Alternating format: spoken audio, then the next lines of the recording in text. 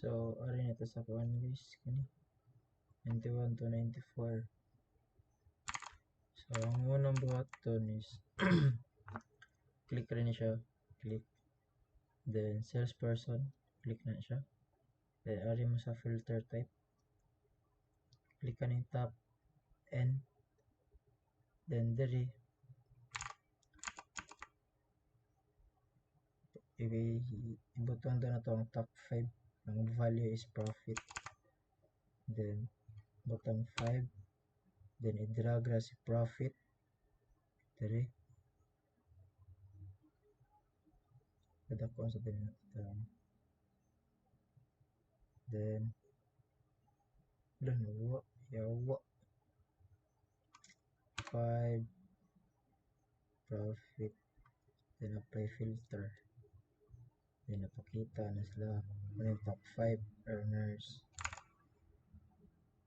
Dayon, change the ranking so that the bottom 5 salespeople according to profit will be shown.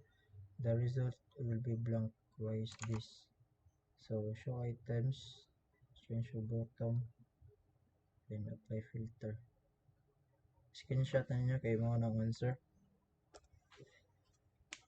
Then, interpret na to nga blank ang result kay tungod naa ang sum of profit is greater than 2 million. Mao ni siya. Bang to walay napakita di mano kong interpretation. So, how do we solve this so that the bottom 5 performers can be seen? Ano yung question sa number 94.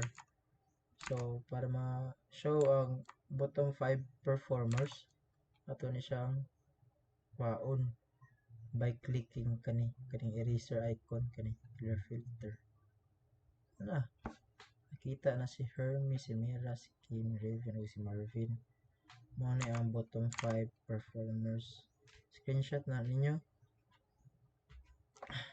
Kaya muna ang answer sa number 94.